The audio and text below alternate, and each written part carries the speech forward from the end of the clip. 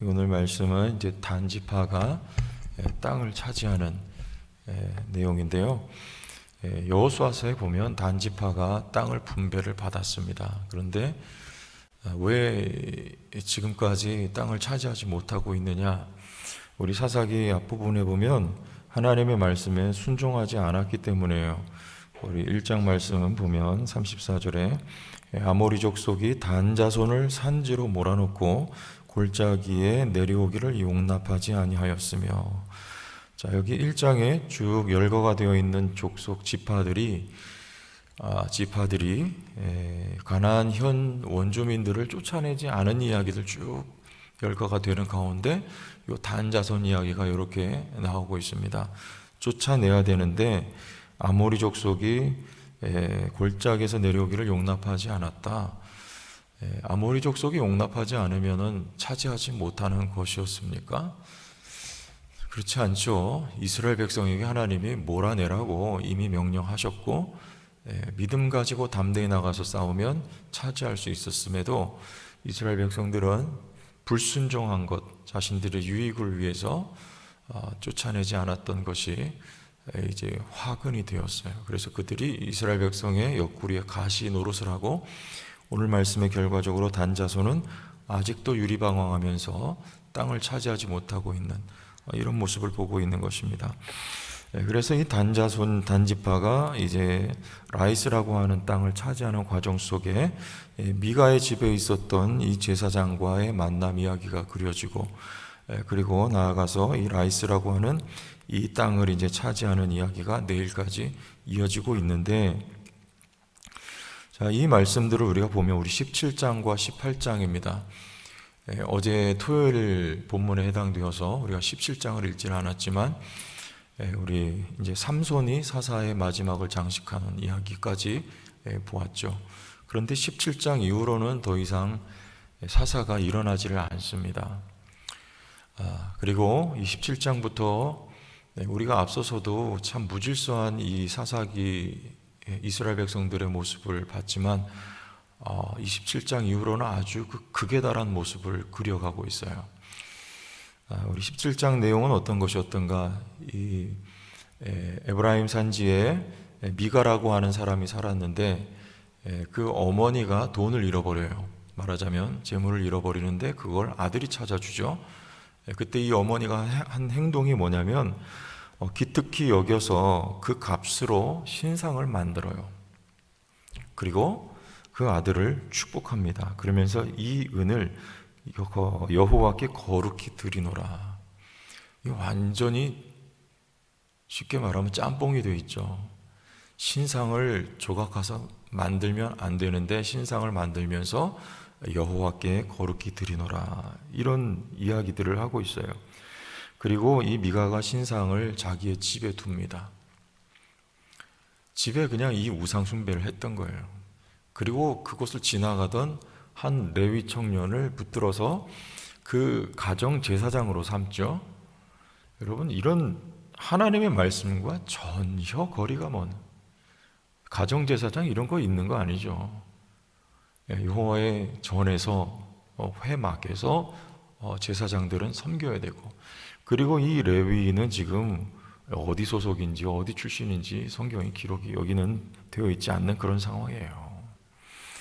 자, 그런 가운데 이제 단지파가 땅 구하러 다니고 또 요 이제 레위 청년을 만나게 되고, 내일 말씀에 보면 이 땅을 차지하기 위해서 오늘 말씀이죠. 이 600명을 이제 보냅니다. 무기를 가지고. 그 과정 속에서 이 레위 청년에게 제안을 해요. 네가 한 가정의 제사장 노릇을 하는 것과 한 지파의 제사장 역할을 하는 것과 어느 게 더 좋겠느냐 하니까 귀가 번쩍 뜨여가지고 단지파를 쫓아갑니다.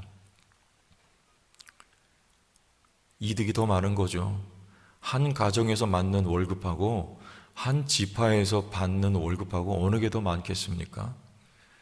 이 레위인이라고 하는 사람이 그 말에 제안에 귀가 번쩍 뜨여가지고 쫓아가는 거예요. 자, 이렇게 무질서하고 말도 안 되는 상황들이 여기 17장 이후로 그려지고 있습니다. 근데 이게 이 사사기 저자가 이렇게 내용을 편집한 거예요. 이게 순서적으로 시간적으로 이게 더 이상 사사다가 일어나지 않고 삼손 이후로는 이렇게 악한 시대가 벌어졌다, 이게 아니고 지금 삼손까지는 이제 이런 사사들이 일어났다, 그래서 이스라엘 백성들을 구원했다, 이 얘기를 말하고 있는 것이고, 17장 이후로는 이 사사시대 전반적으로 영적인 상태가 어떠했는지를 지금 그려주고 있는 거예요. 어땠습니까? 완전히 무질서 그 자체입니다. 하나님의 말씀하고는 너무나 동떨어져 있는 모습이 바로 이 사사시대였다라는 것이죠. 이 모든 게 다 제자리를 찾아야 돼요. 이제 실로가 아니고 성막은, 회막은요, 예루살렘으로 가야 돼요. 우리 사무엘서에 가면 성취가 되죠. 그 제사장은요, 정확하게 아론의 후예 가운데, 말씀드렸었죠. 비느하스의 후손 가운데 제사장이 자리를 차지해야 되는 거죠. 그때 왕이 없었다, 이게 입버릇처럼 이 사사기에는 계속 언급이 돼요. 근데 이때부터 이미 다윗을 그리워하고 있는 것입니다. 왕이 없었던 것이 아니라 그 왕이 없었던 자리에 다윗이 세워지는, 이런 모양새들이 이제 다 제 자리를 찾아서 돌아가야 이것이 정상이고, 요 일을 하나님께서 이제 차근차근히 진행해 나갈 것입니다. 특히나 이 사사기는 왕이 필요한 것을 말씀하고 있는 거예요. 왕이 필요하다.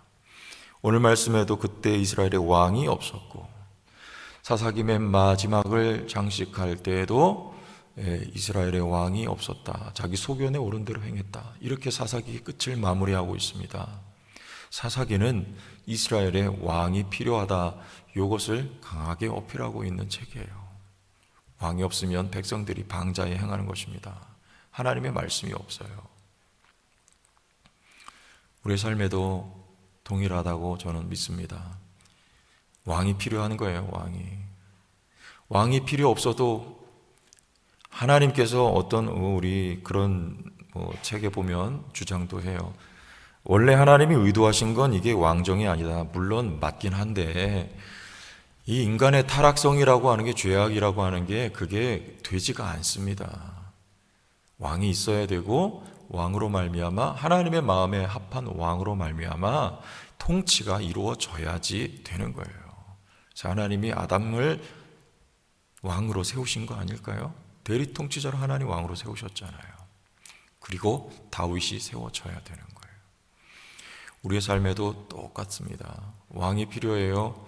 주님이, 예수 그리스도가 그래서 이 땅에 왕으로 오신 것이죠. 왕이 필요 없으면, 우리끼리 잘할 수 있으면 주님이 오실 이유가 없었던 거예요.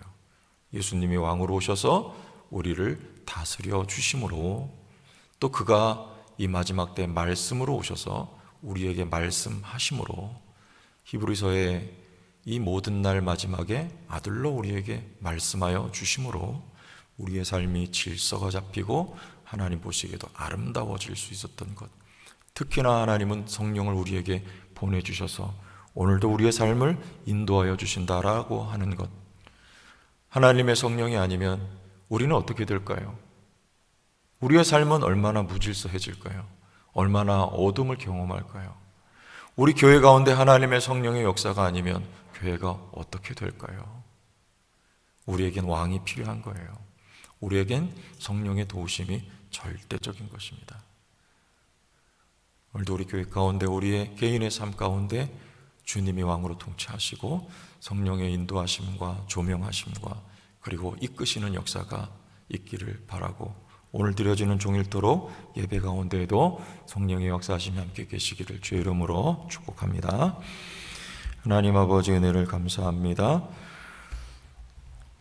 우리에게 주님이 아니라면, 성령의 역사가 아니라면 하나님, 너무나 어둡고 너무나 하나님과 관계없고 너무나 무질서한 삶을 경험할 수밖에 없음을 저희들이 고백하면서 우리의 개인의 삶을, 우리의 교회에 나아갈 모든 길들을 성령께서 주관하시고 인도하고 이끄셔서 하나님 앞에 귀하고 아름답고 주님이 기뻐하시는 우리 모두의 일생, 우리의 삶이 될 수 있도록 함께하여 주옵소서.